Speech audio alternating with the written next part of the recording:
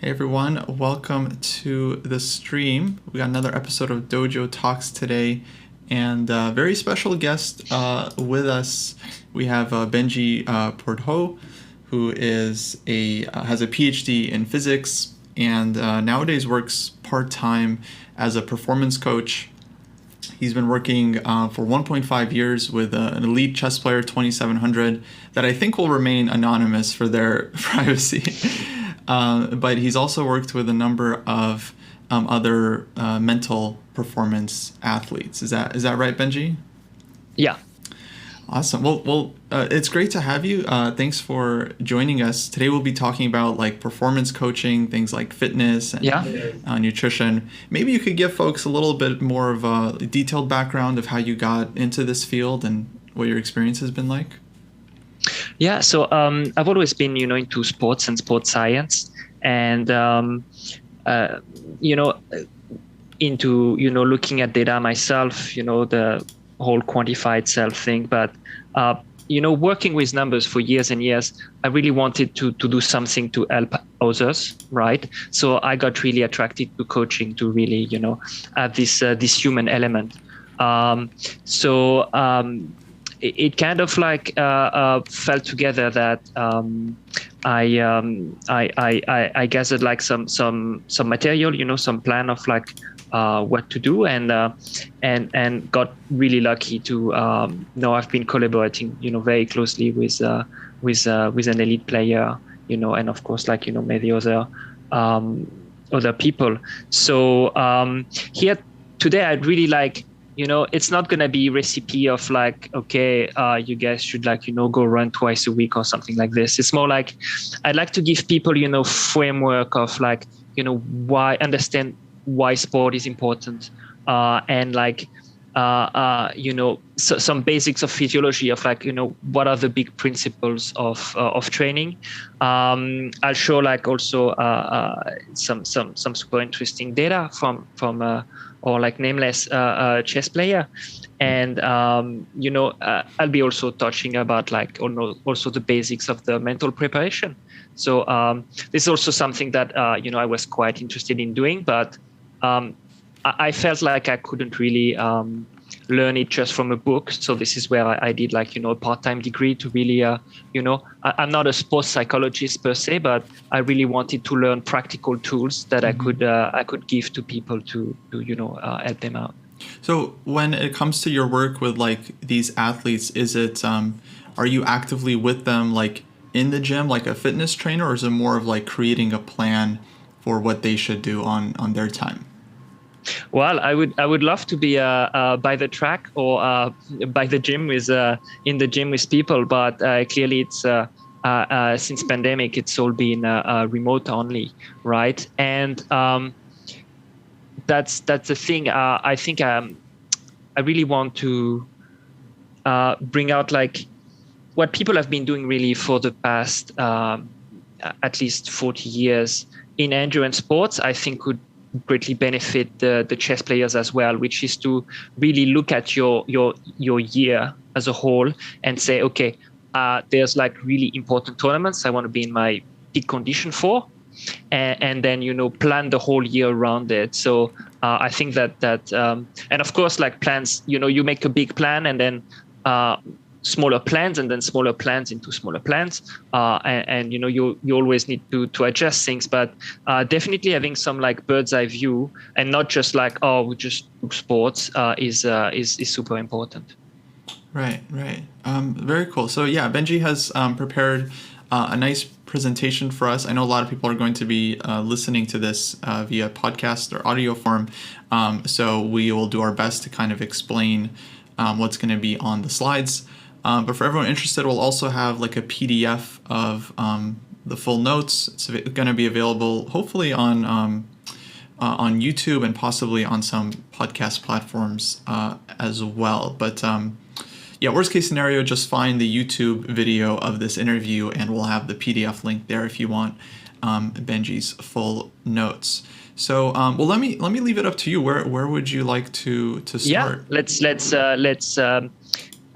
let's move on to the next slide, where just briefly, I'd like to bring this notion of finite and infinite games, Mm-hmm. right? So and it's like shoot out to Sasha Chapin, also chess improver, that was bringing this. It's a notion that this writer James Cars, who passed away last year, brought out, and it's like you've got to think that you've got the finite game, which is the game that you play, but the infinite game is when you make the rules as you go to keep the game going, right? And definitely you've got to think of yourself as a player as playing the infinite game with your whole chess career, right? So how do I stay healthy?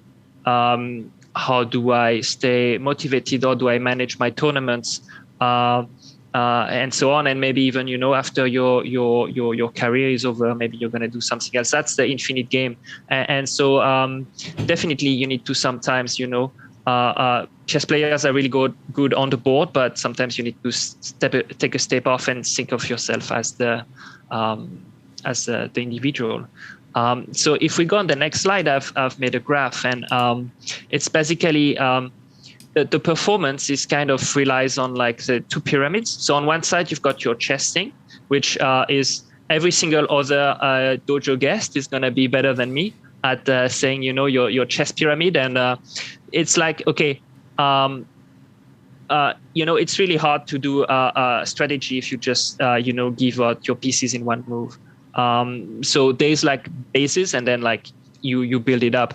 And for the performance as well, it's kind of like this in layers. So at the bottom, you've got your sleep and recovery, then you've got nutrition, then you've got exercise, and then you've got like all sorts of mental toughness. And if we go on the next slide, I just explain why there is such a hierarchy, because actually if you mess up one layer of the pyramid, all the layers up are going to be impacted, mm-hmm. right? If you actually have a really short night of sleep, that's something you may have noticed, that you will tend to snack more and be more hungry because your hormones are disrupted. So your nutrition is going to be messed up if your sleep is messed up, and so on. Like also you sleep poorly, you're not going to be as well rested to do exercise. So now you're messing up exercise. Also, if you mess up your nutrition, you're not going to be able to exercise properly, in terms of, fueling it, or like even if you start a new training program, but your nutrition's out of control, you're going to be gaining weight instead of losing weight, or maintaining it, or not achieving your goals. And if all of these are like not in place, all the mental toughness thing should be really the icing on the cake once everything is in place. So if none of this is in place, you can forget about this as well. It makes a lot of sense. Like I've noticed, I'm 28, so I'm, relatively young, but these last few years, like if I don't get enough sleep, or if I, stay up all night, I really feel it a lot more the next day, and maybe even the day after that, just in terms of like energy, like hunger, all this stuff. And I guess your point is like, it's a lot easier to be mentally tough when everything else is feeling good and healthy. Like you can go a lot further. Yeah, 100%. A lot of people like, it's true that something decline with age, but it's also like, do you want to let it decline with age? Because this is also like often talked about in terms of chess strengths. And then when we point out that one chess player is doing really well in his old age, it's like he's an exception. It was like, well, yeah, but like if your theory can be falsified by one exception, then it's like not true basically. But it is one thing is true. Is like as you age, you need to put like more and more effort into maintaining your not only your health but also your motivation to play. So I can understand why some players at some point it makes more sense life-wise to just retire. Right. Okay, so the thing I want to, so even though sleep is at the bottom of the pyramid, I'd like to start with exercise, because this is the big thing, and there's like some very important concepts I'd like to explain. Sure. So, why physical exercise? Why is it so important for chess? So, okay, there's like some straight up benefits to your brain, because lots of data that exercise increases cognitive performance. Very simply, you've got more brain flow to your brains, but also like you've got new blood vessels that will be created in your brains. There will be some extra neurons, not that much, but a few extra neurons, but also more connections will be created. And so this is all like nice and fine, right? But you can still ask yourself, okay, but like why is it still important still? Because like and this is where we really need to understand where the mental fatigue comes from. And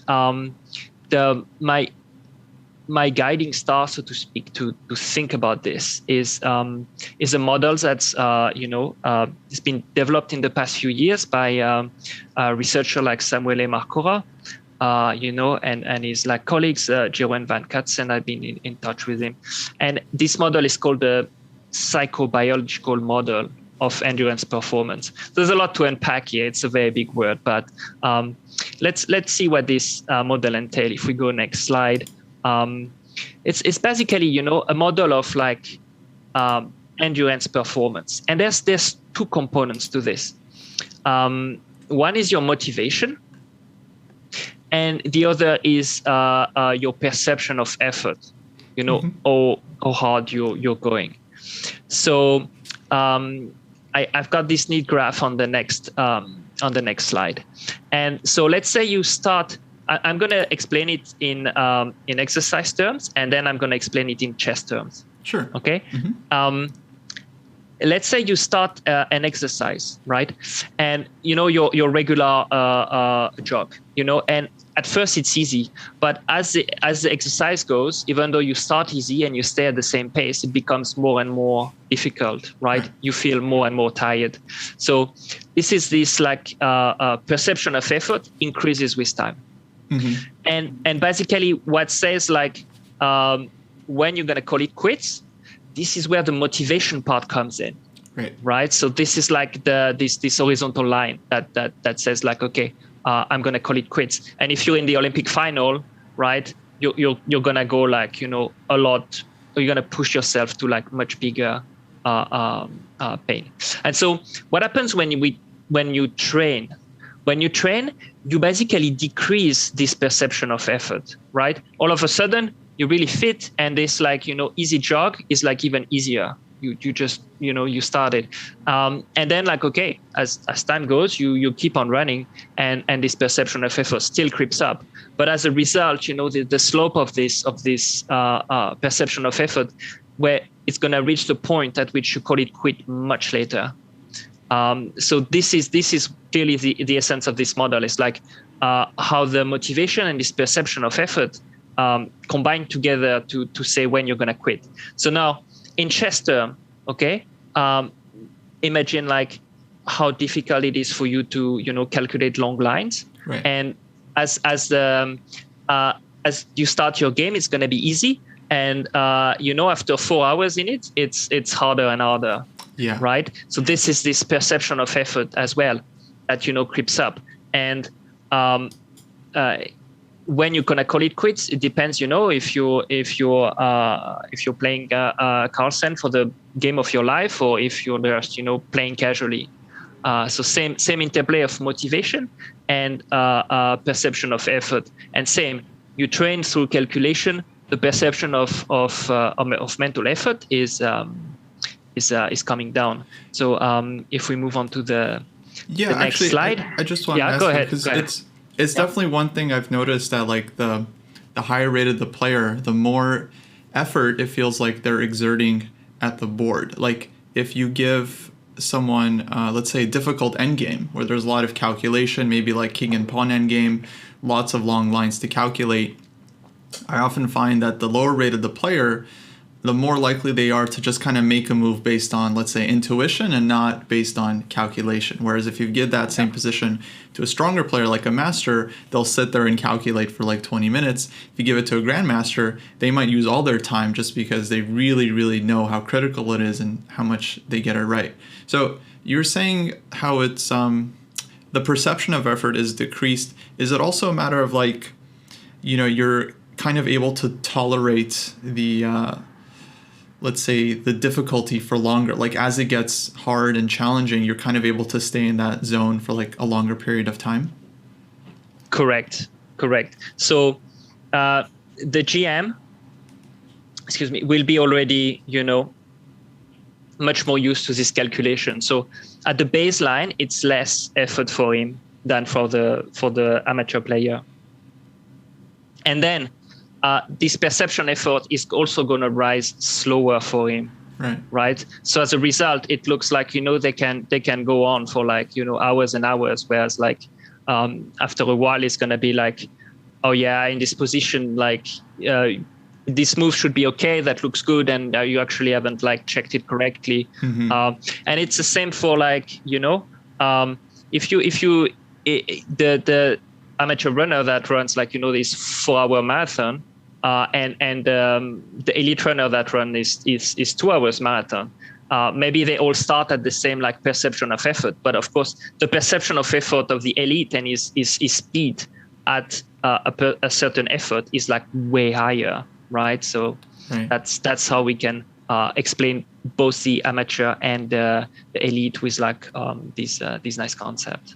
Yeah, that makes sense. And I guess so. I moved to slide number 9 here. I guess my next question is, how much do you think this has to do with, let's say, like, I guess, chess experience and chess strength versus like physical endurance when it comes to being able to calculate? That's the crux of things. And I think the mental fatigue, it's like, what is mental fatigue? And these are things that we don't have all the answers for, because, people like Samuele, they're really like doing like a lot of neat experiments there. And I think it's a case that the effort is like, it's not like you're using like, your blood sugar into an exercise and you run out of fuel, quote unquote. Mm-hmm. It's more like, a build up, like this molecule called adenosine in your brain that makes you tired.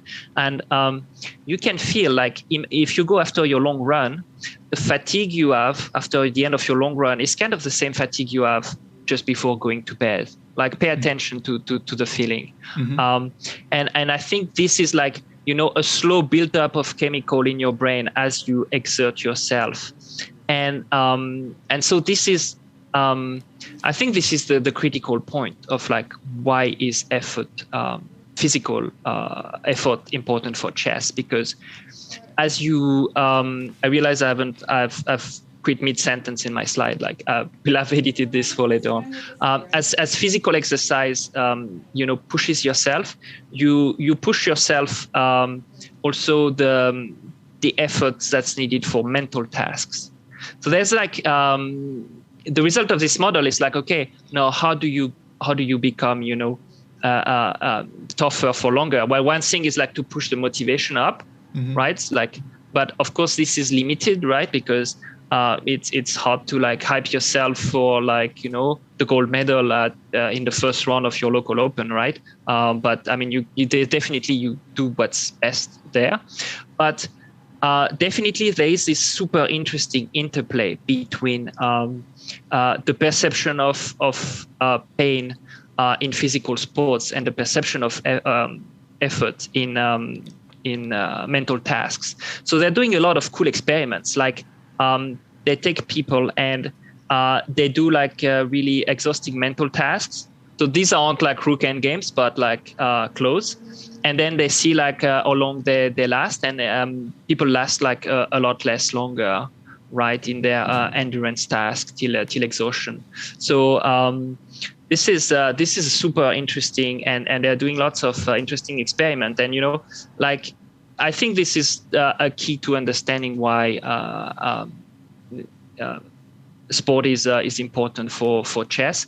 And maybe one day it will be the sports people that want to improve their marathon time, and they're going to do rook end games before their training, because it will push them already to a state of tiredness, and now they can push harder in their physical effort, and the interplay of both will be like better adaptation. So interesting. So you're saying doing the mental exertion before the physical?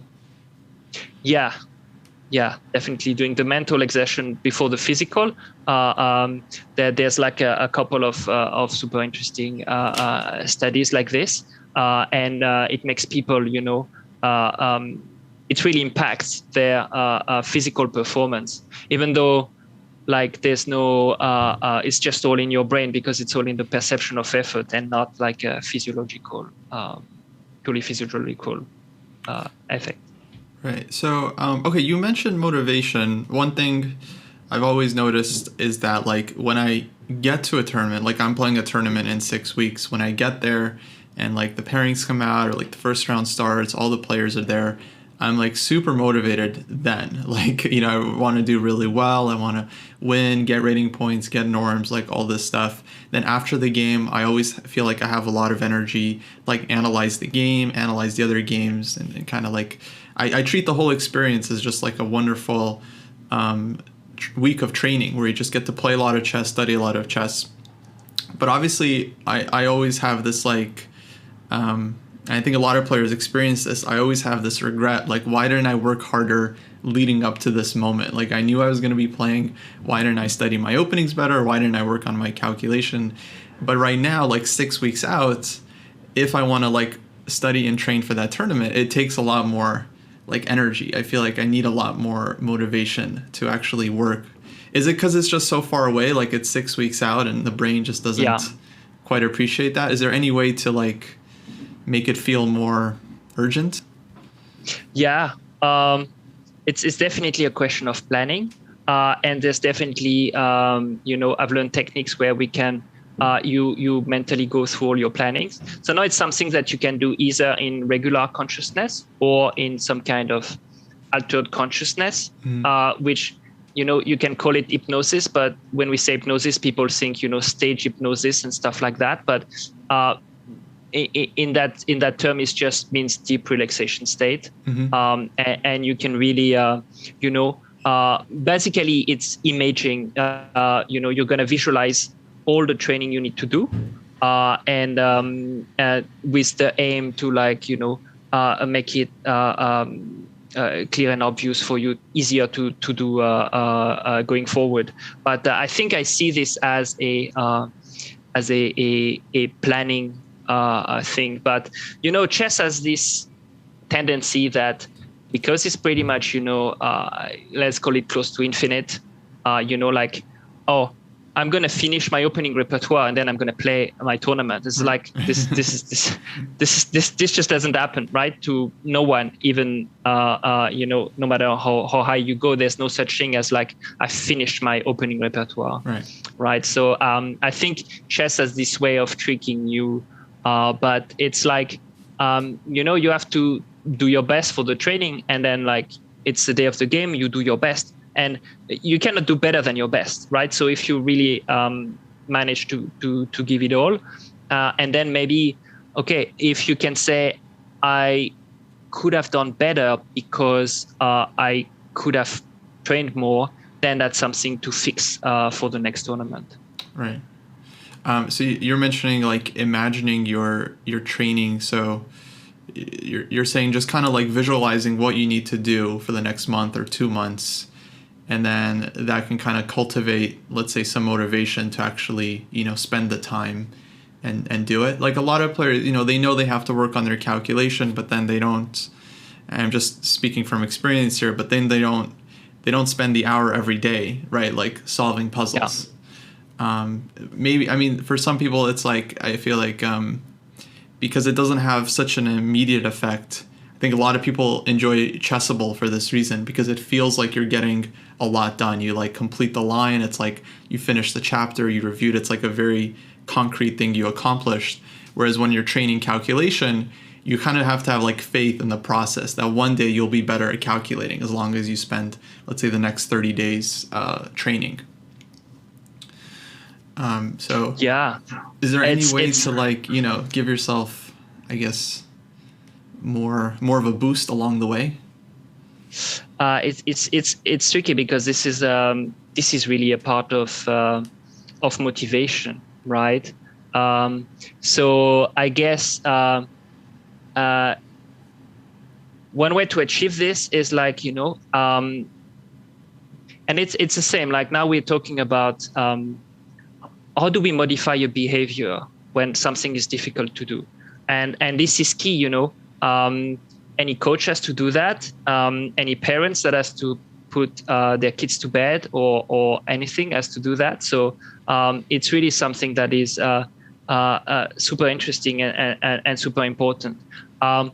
The way I'd say that is a really good shortcut for people is accountability, right? So let's say you've got your coach and paying your coach and he's giving you these exercises and you need to get through them. Well, that's one thing. Another thing is like you can work on people's identity, right? Like, okay, I am a chess player and a chess player calculates 1 hour per day. Right. So I'm going to do it because this is who I am, right? It's the same like, I'm not going to eat this, like, I'm not going to eat half the chocolate cake and I'm going to have just a little piece because, not because I need to lose weight or it's because these are really hard goals, but it's like, okay, I'm a mental athlete and athletes don't eat the whole freaking cake, right? So you can use this. So is there accountability? There's like different like tools and levers. So what's important is also to realize what's makes you tick, right? So try accountability, try various things, but it's basically a behavior thing. But definitely nobody wants to do super unpleasant stuff, right? Athletes have to do really unpleasant interval session where you push yourself really hard. These are no fun. But the coach is sitting by the track, or is going to look at your GPS and heart rate data later on. And if you're not doing but the thing, and plus once you do it, then you're usually glad you've done it, right? Because you calculate better. All of a sudden it's like, yeah, I've done my rook end games every day this week, and things starts to like fall into place in terms of how things work together. So yeah, no, I think the accountability is a big thing. I'm sure you follow like Neil Bruce on Twitter. He posts what he's working on every single day, and I think that's a big part to why, like, the guy reads like 12 serious chess books a year, because every day he's posting like one example from what he read. He posts like how many pages he read, and if he like skips a couple days, like people will notice. They'll tweet at him like, "Hey Neil, like what's going on?" So I'm sure it's like a big driving factor. That's why I'm actually I try to be very careful before tweeting stuff, because I know I'll have to do it if I tweet it. Shoot out to Neil, but there's this for the elite, it's kind of like it goes without saying that they're going to do the super hard sessions, right? But as an amateur with like maybe your hobby, it's like and knowing that everything's also going to be fine if you just play chess, with the goal of having fun and not improving. So that's where it becomes like really difficult to like, do I really want to push myself? And they're like, that's where the coach can really give you like a little boost. Okay. So let's keep going. I'm on this slide about how to push mental fatigue. Yeah. Do you want to talk about this one for a bit? I think we've kind of gone through. I just put like a little like a few snippets of different studies, right? Like where clearly elite endurance athletes, they will feel the pain the same as regular people, but they will endure it more. Right. So clearly, like there's something going down there. A few other result in terms of like the interplay between the mental fatigue from sport and the mental fatigue from cognitive tasks. And it's really a super interesting field of research that's growing. So Cool. yeah, maybe we can move on. Sure. So I'm on slide number 10. Yeah. Okay. So how to think about sports and what does it mean to what happens when you do sports? So when you start exercising, right? Your body will be subject to a lot of stress, right? Your cardiovascular system under a lot of stress, and your muscles and so on. And then when you finish your exercise, right, then the recovery process takes place. And then you've got this phenomenon called supercompensation, which is basically your body rebuilds itself to a better version than before, because it's like, okay, now I need to get ready for the next time the exercise happens, right? And if you do nothing, right, you're gonna lose this, right? It's called detraining, right? And you're gonna, so it's, if you just like do one session and do nothing, then that you won't have lasting gains. So the idea is like you train, and then after recovery, you're at a slightly better level than before, and this is where you train again, right? And so on, like by doing this, you will ratchet up to a higher level of fitness than before.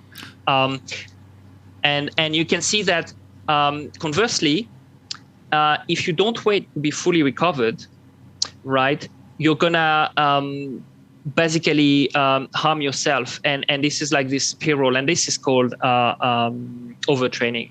Right. And some people can, definitely for a variety of factors fall into this. But this is where the science of periodization comes from. It's like, okay, you're gonna plan 4 sessions, and these are roughly the same whether it's resistance training or endurance training.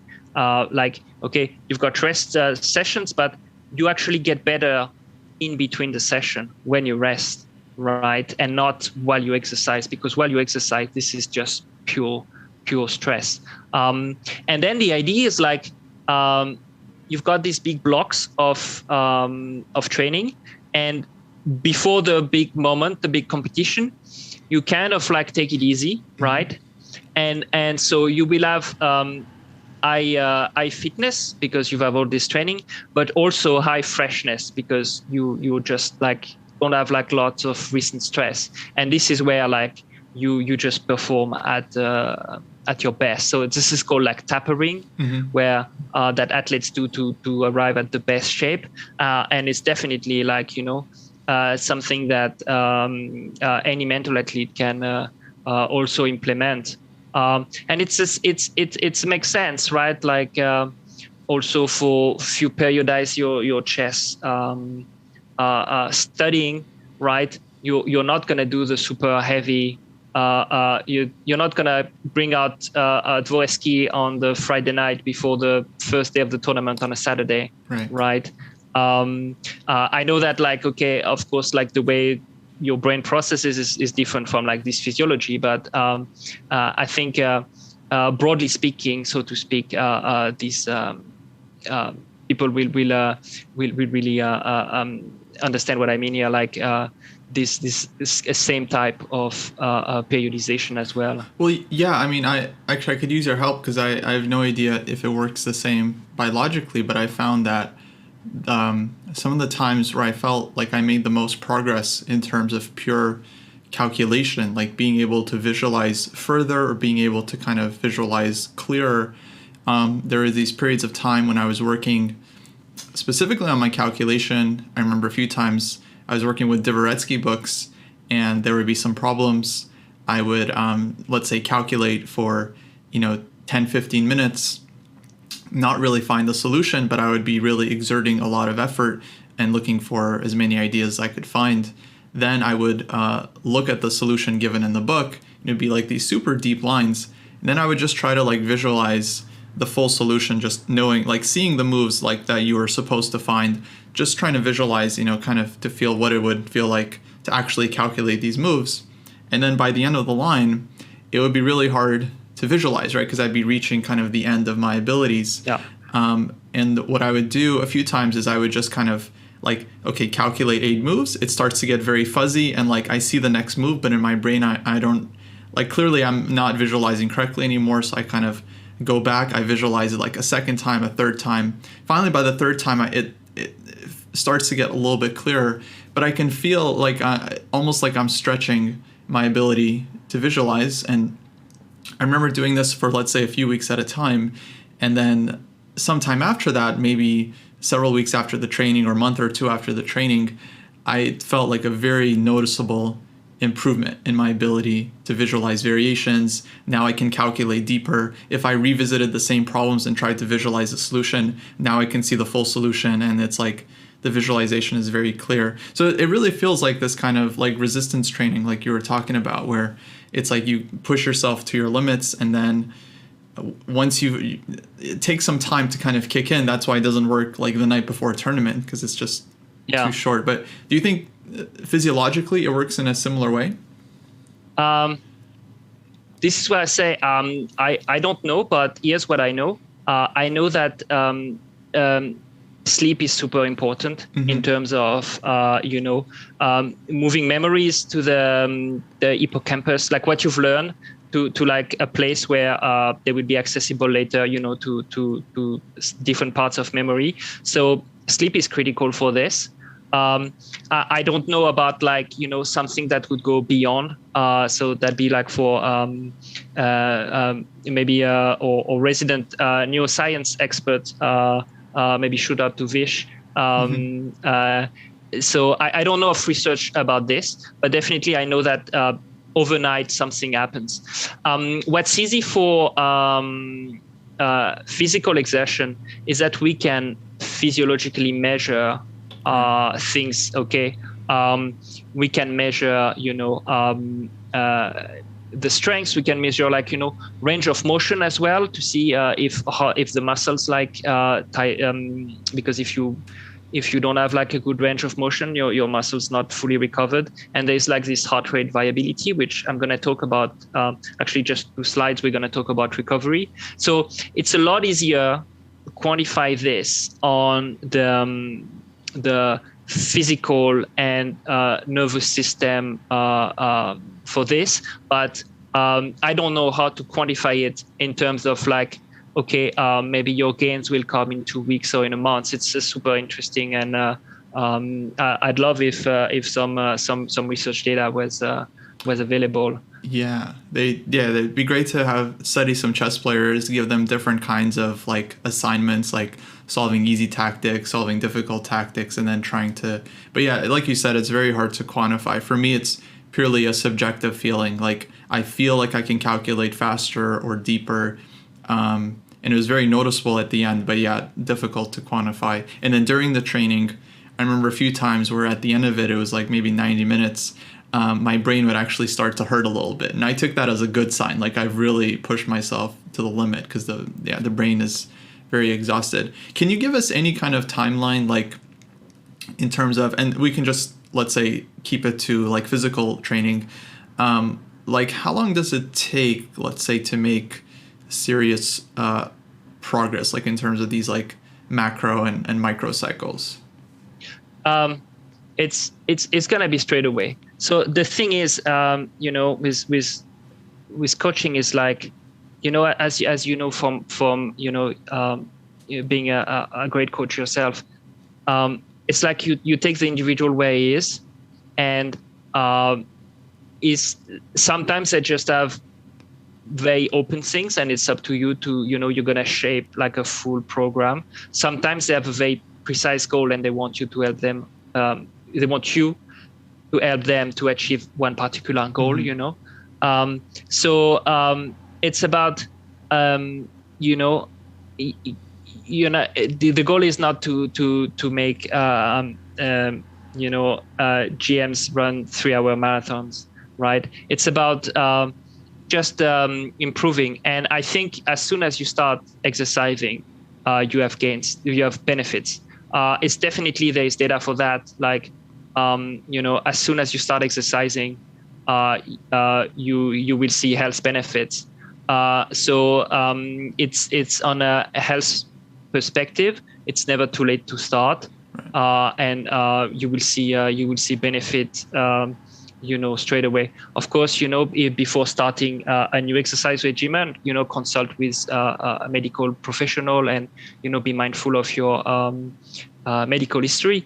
But definitely it will be again straight away. It's how do you squeeze, once you've reached, really extremes, if you've got somebody competing at the Olympics is going on right now, but if you want to squeeze this last few seconds on a race or whatnot, this is where it's going to be, a lot more difficult.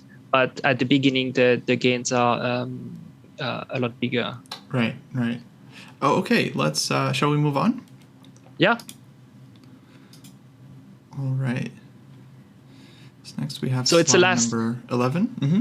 Yeah, so that's the last slides on exercise, and it's call it like beware the black hole of exercise, right? This is basically, you can categorize the exercise into different intensity zones, and actually it might sound made up, but there is like very clear physiological processes that mark the change from one zone to the other, right? So the first zone is like we call it zone 1. It's like a fairly easy exercise. Then you've got the moderate one, and then you've got the strenuous high intensity zone, right? And we could, like, in the lab measure where they would go, but for most people, it's easy to kind of go by feeling as well. There's absolutely no problem with that. And the thing is, recovering from a really hard workout and recovering from a moderately hard workout take approximately the same time, right? So we go with this problem that the goal is like to train and not to exercise, because if you exercise and you just want to feel good, like, you can do whatever. But if you want to train, like, it's really important to make like your easy days easy and the hard days hard, because what's going to happen if, like, let's say you start exercising and after, like, a few weeks you feel good, and today is the day of your easy run, and let's say you feel good, you just go, like, you do it like as a tempo run, so on a higher, and it feels great because going faster feels better than going slower. The problem is, like, now you're not going to recover as much. Mm-hmm. So 2 days later or a day later, when it's time for your hard workout, it's not going to be, you're not going to push as hard, right? So, and this is like this self-perpetuating cycle, why like this little black hole picture in the middle in the zone 2, because this is where a lot of, like, amateur athletes end up falling, because they go too hard on their easy days and they don't go as hard in their difficult days. So one thing would be to just try not to fall into the black hole. Right. This really relates, because I mean in the chart the 3 bars are all of equal lengths, but I actually feel it sounds like it's like 10% easy, 10% hard, and then like 80% of people fall into like the middle zone, myself included. So this is really eye-opening too, because it's so easy. Yeah, like, so you're saying if you're gonna have an easy day, make sure it's actually easy so that you're not messing with your recovery. And if you're going to train, then you should try to go all out, because the recovery will be the same whether it's moderate or hard. But training to a hard degree is going to be better for gains. Is that right? Yeah, correct. And there's a lot of data and experiment, on the science of physiology to back that up, right? And it's super important that athletes do a lot of the easy workout, and that's really there's actually no special workout or magic sauce. It's like a lot of, if you've got to do a lot of something, right, you can't do it like full gas on a physical basis, because you just collapse. So a lot of this bulk has to be easy, and then because the moderate and the high are tough for your body, just keep the moderate and do the hard. But yeah, it's difficult. Now, of course, if you just have time for one session a week, of course, maybe it's different, and like do what you can, because any exercise is better than no exercise. Mm-hmm. So. But I thought that I'd bring this like black hole, because a lot of people, will fall into the category of running, 2-3 times a week, will tend to like fall into this black hole, and that right. would be a lot of like, amateur.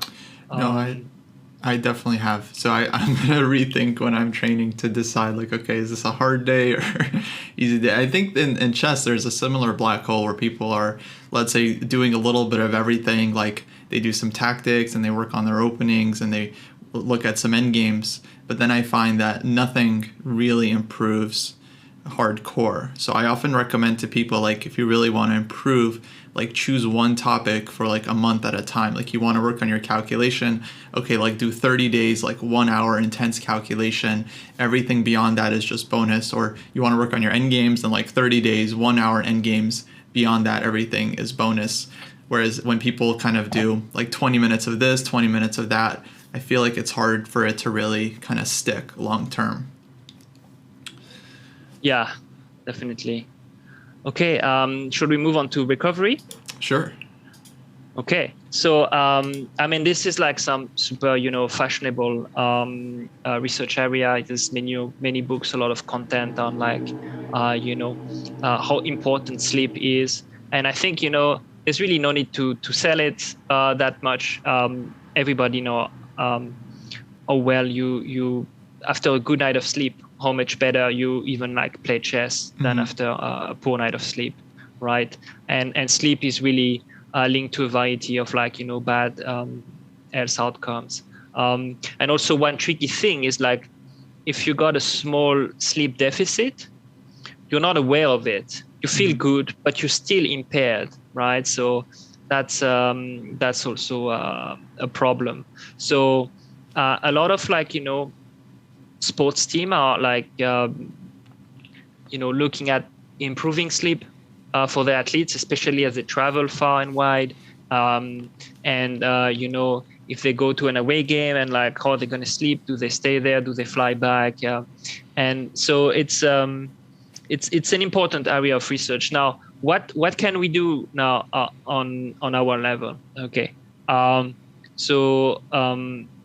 there's a lot of like trackers, right? You've got smart watches, you've got smart rigs, you've got smart mattresses or mattress pads. You got your phones as well. And the thing is like, don't, what I'd say is like, it's great if you track it, but don't become obsessed, right? Because the whole point of sleep is to relax. So you don't fall into this anxiety that, okay, I've got to get my 8 hours of sleep and I got only 7 hours. My God, like what's going to happen? It's like, well, you've got only 7 and you feel fine. Like just go along with the ride, and it might be all good, right? But if you can get like a tracker, because you get like feedback, right? That can be really useful.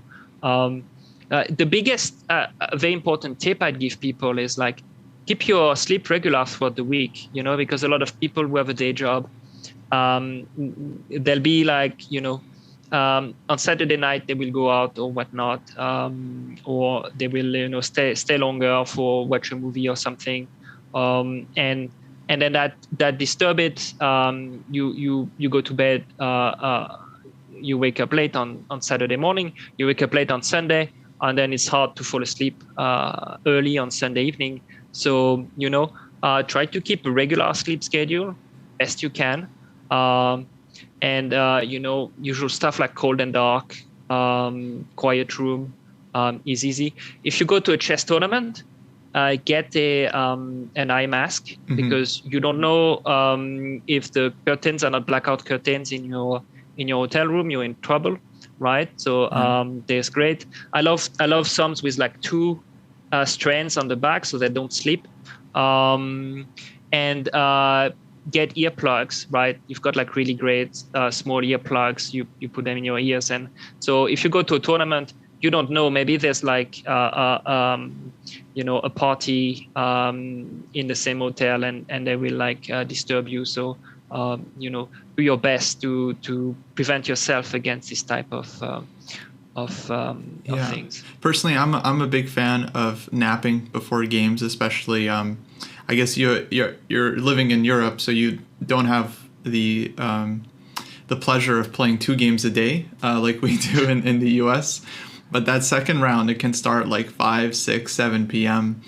I found that I feel much better if I can get like a 20 or 30 minute nap before the game. Even if I'm just lying down with my eyes closed and I don't actually fall asleep, I just feel much, much better. And I often recommend to people, like, just taking that rest for the second round is sometimes, I think often just more useful than doing some kind of like last minute opening prep. Because the opening, you might guess it right, you probably won't, but if you get just a little bit of rest and you feel somewhat fresh, that'll help you, regardless of what opening actually ends up over the board. Yeah, I mean, it feels like sleep is so important, and yet still, I don't know, it's like, it seems like the thing people, they kind of let it slip before other stuff. It's like, I think... I feel like it has to do with your point, how, when you're even a little bit sleep deprived, you don't quite feel it. So the consequences are not immediate, I guess. Yeah, I definitely with you on the naps. Naps are great. It's observational data, but they seem to be associated with much better health outcomes. Mm-hmm. So, they definitely, if you can nap, that's fantastic. And even like, you'll see professionals, they'll go all the way across the world and try to play a game like one day after, and it's like, well, do you think you're going to play well if you do that? But then, they're constrained, if you don't have the resources to allow yourself several days to arrive before the tournament, that can be tricky. But definitely, when going through time zones, try to go well in advance to adapt is another like very simple tip. Yeah. Whenever I'm able to, I try to. If I'm traveling within the U.S., I try to get there the night before, so I can get like a full night's of sleep in the hotel. And then the few times I've traveled to Europe, I really try to get there like 3-4 days before the tournament to at least have some time to recover. So yeah, that just seems like so important. Definitely. Okay. Yeah. Should we move on to actually a tool we have to measure recovery? Mm-hmm. And that's like heart rate variability. So what is heart rate variability? So it's like a physiological measurement, right, that gives a sense of the stress level of the body and the nervous system. And there's a lot of research going on. So what is it? You have your heartbeat, but they won't be at regular intervals, right? There'll be like some small variation, and basically this small variation are this heart rate variability. Right. So how can we measure it? Well, there's a lot of ways. There's like lots of trackers that will measure some of it. Guys, if you want to do something cheap, and I really encourage you to, like, even if you're curious about your own body, like track heart rate variability a little bit. There's a great free app that is fantastic. It's called Kubios HRV. Oh, could you spell that real quick? It's it's Kubios,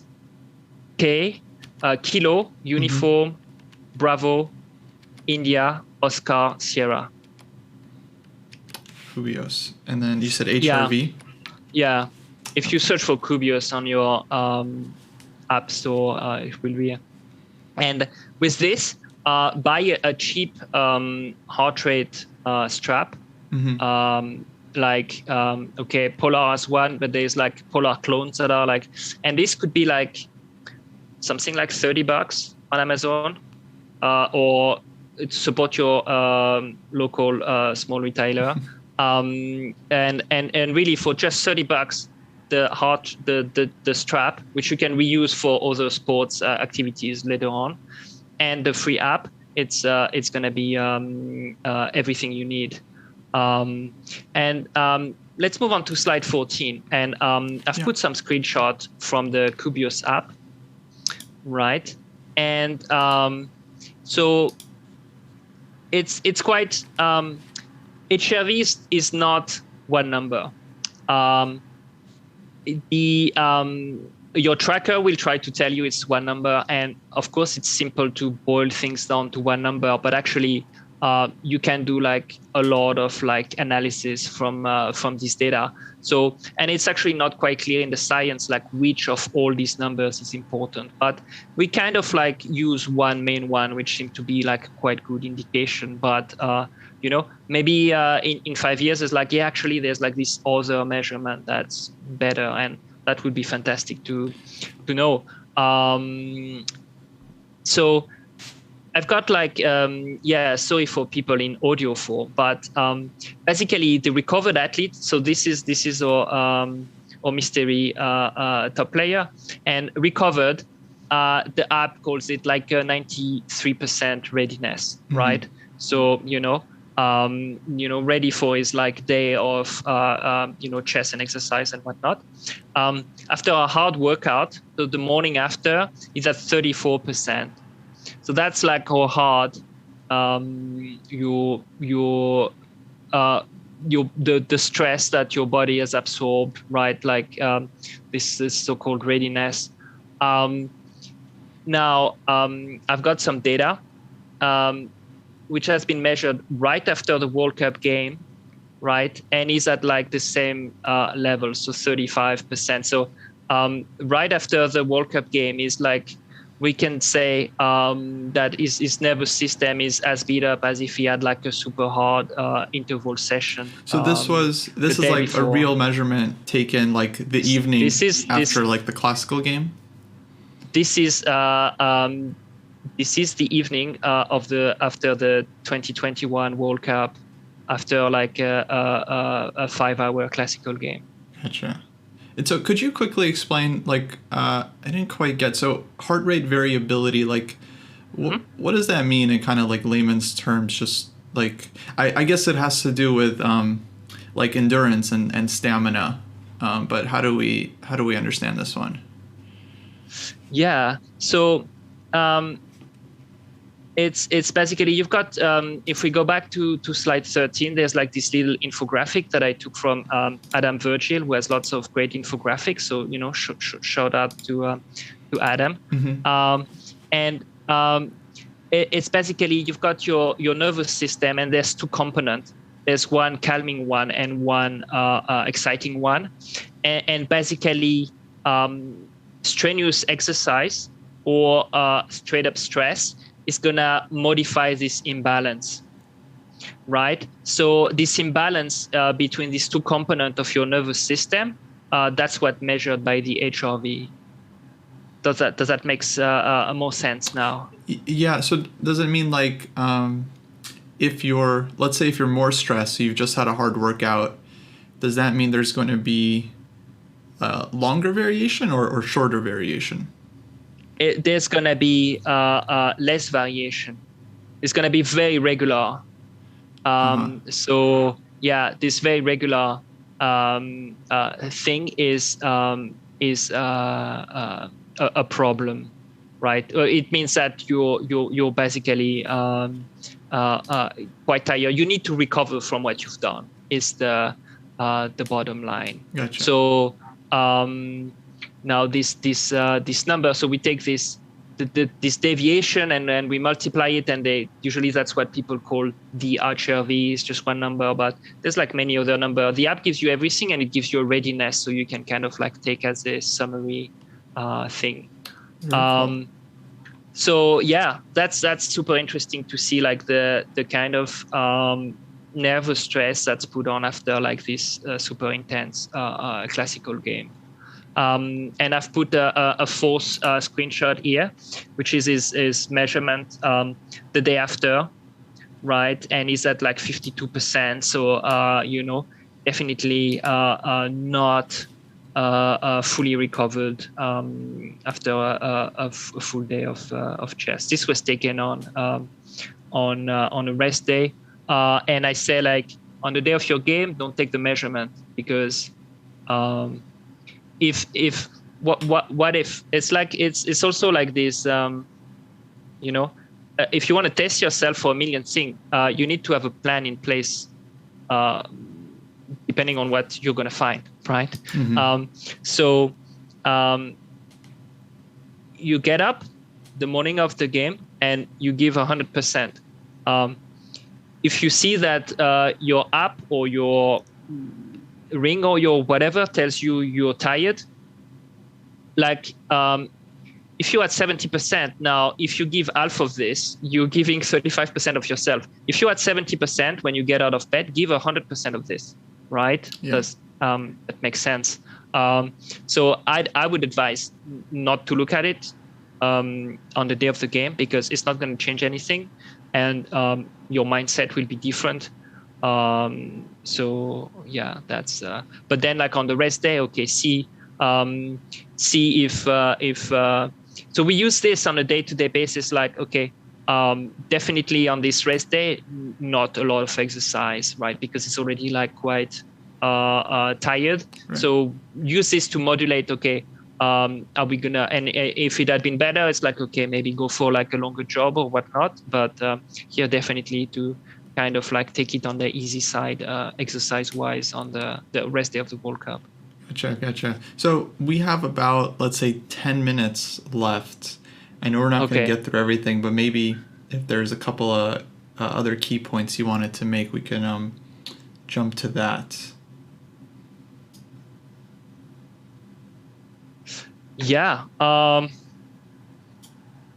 Let's see. Let's go through things. I think fairly quickly. Sure. I mean, just like some key takeaway that people, it would be really good if they get this in terms of like nutrition. Try to follow a balanced diet of home prepared food. And same again, it's like how well can you stick to it? Just numbers that people need to have in terms is like 1 kilogram of fat is 7,500 calories, right? And so you see that, like, if you decide that your deficit, right?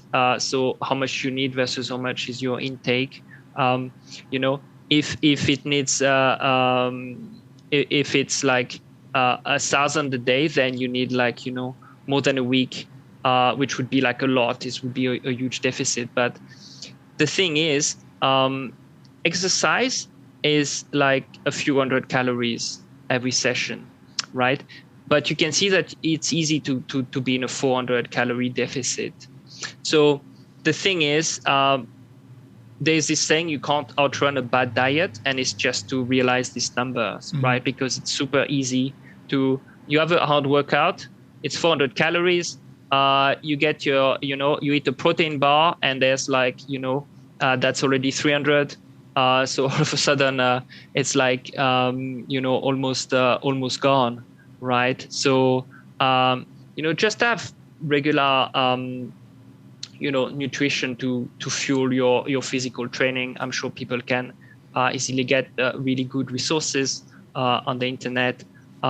So if we go to slide maybe 17, I'd like to show that the processed food versus the unprocessed food. And that's like randomized experiment. So not observational data, but it has like a higher standard of scientific groundness. And it's like, if you let people eat what they want, they will gain a lot more weight on the processed food than on the unprocessed, right? So, as much as you can, make your food, plus you can prepare it the way you want. It's delicious, rather than, sure, you got to leave a little sometimes, but this is something that I think an easy win. And what's important is like people get really caught up in terms of like, okay, what supplement should I take, or should I eat like once a day or twice a day, or so on. And it's like people have this wrong, and this like another pyramid. And yeah, it's like I took it from Andy Morgan, was like, if you guys want to know more about nutrition, you can check him out. He's like a great resource. And what's important is like how much you eat, right? The calories should be your first thing. And then it's like what you eat. And then it's like, things about the timing and the supplements. Like, the idea is like, you shouldn't really need supplements if you have like a balanced diet. So I think these are like important takeaway on the nutrition side.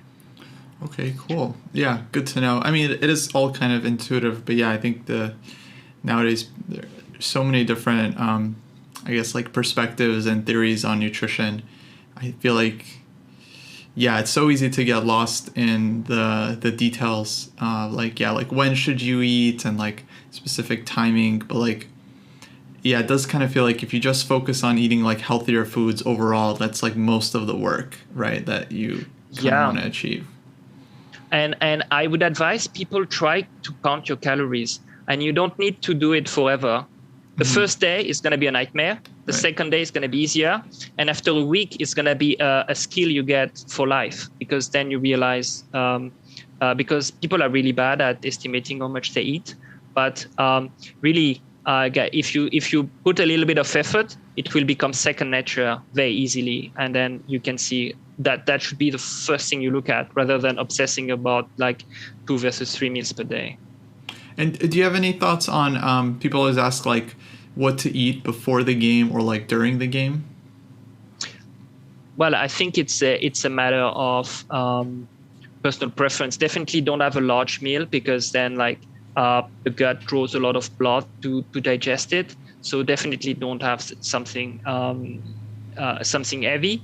I'd say the rule number one of tournaments is don't try anything new, because if you try anything new, you can get into trouble very easily.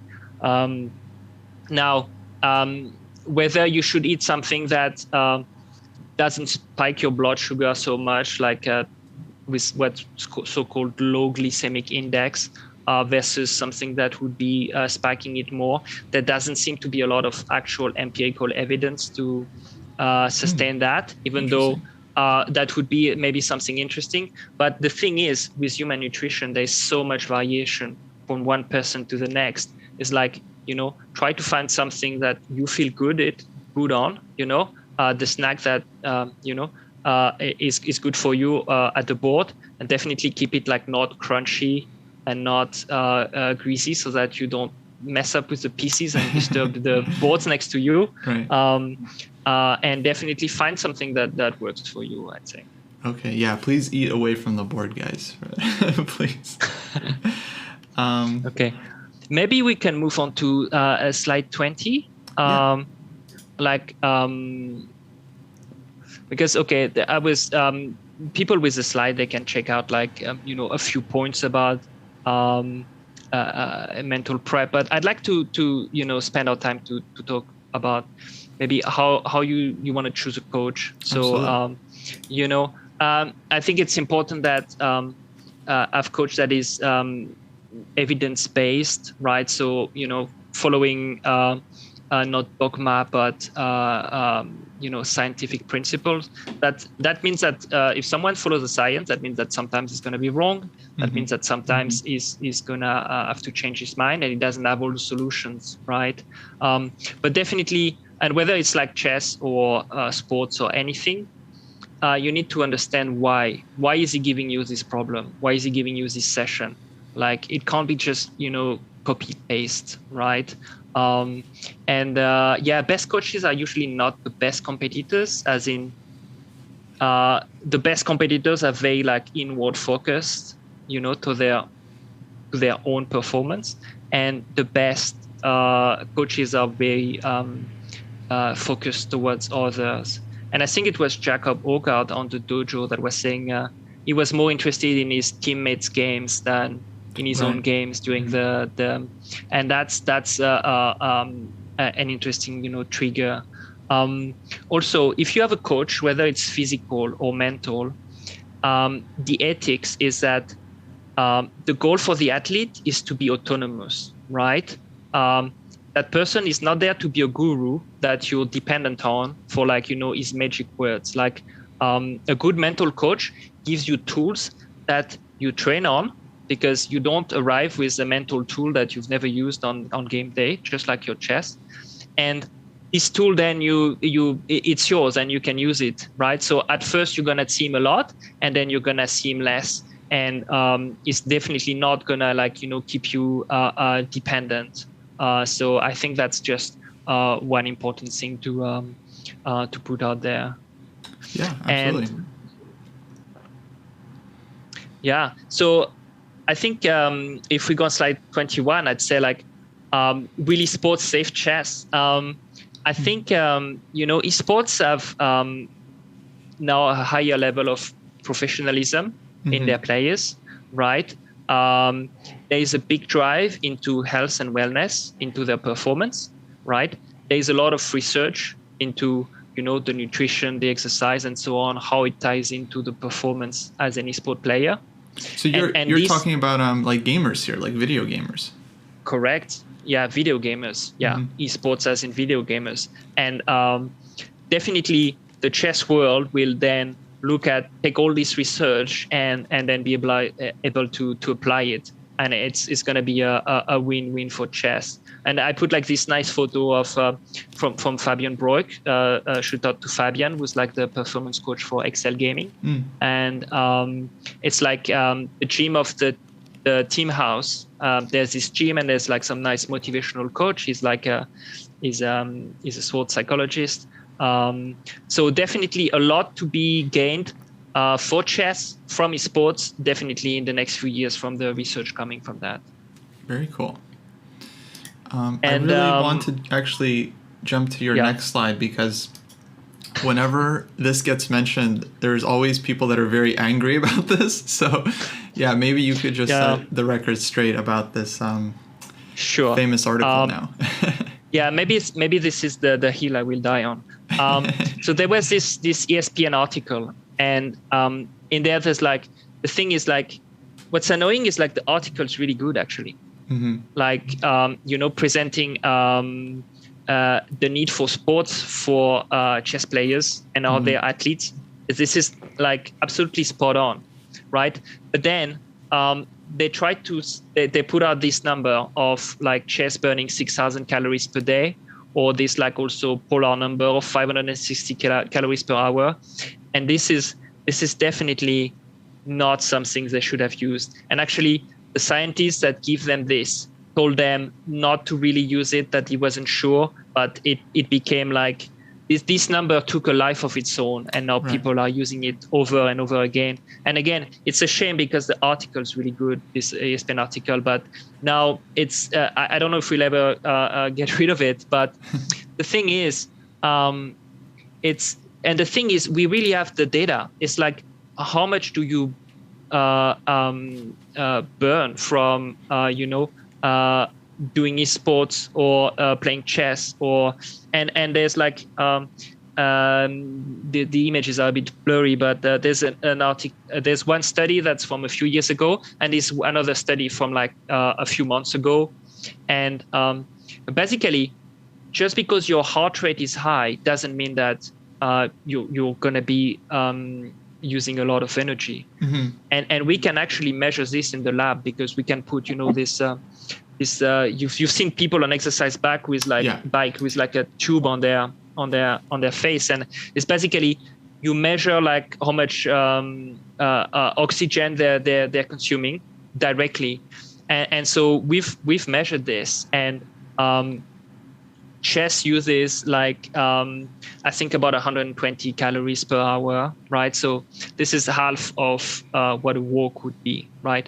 And it's definitely not 560 calories from these heart rate monitors, because the heart rate monitors, you need to be calibrated for a special activity.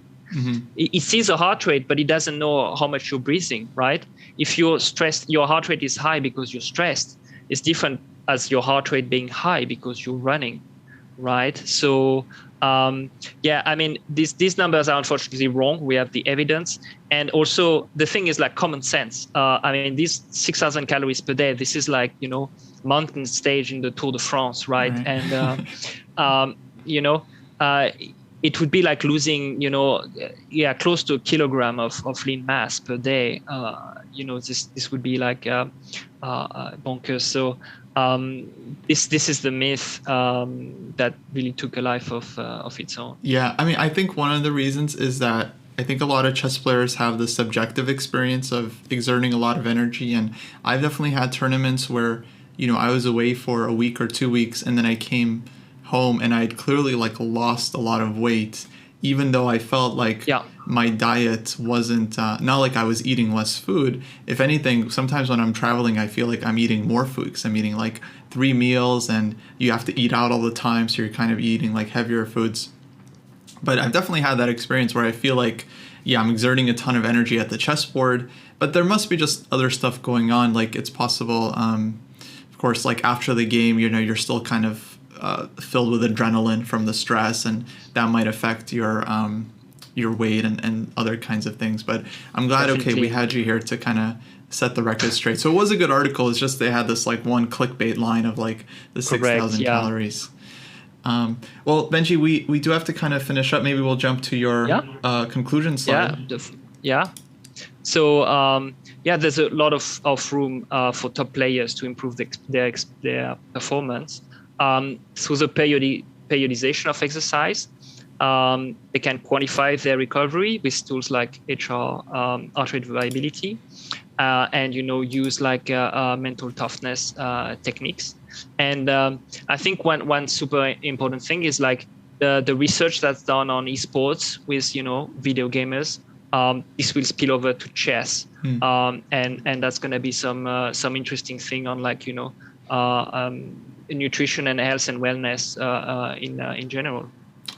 Awesome. Well, thanks so much. This has been incredibly interesting. I think there's so much here. We'd be happy to have you back for like a part 2 at some point. I think people really enjoyed it. Now you're at Benji Portheault on Twitter, and you have your site here, mindcreaser.com. There is a question. Are you also in the Discord for Dojo if people want to reach out to you directly? Yeah, definitely. They can. I'm in the Dojo Discord. Would you mind sharing your username? I'll just type it for the folks in the chat. Good question. Actually, I can look it up for you. We were just messaging. It's Benji. #1436. I don't know if that's the tag you're looking for. 1436. Yeah, the 4 numbers. So Benji. 1436, and you're in the ChessDojo Discord, so people should be able to find you there. Definitely. Awesome. Well, thanks so much again. This has been thanks you. Really, really cool. And I'm going to be using a lot of the stuff we talked about for my own training. She's giving me a ton of ideas. And hopefully we'll have you back in the future. Thank you so much, Kostya. It was a great pleasure.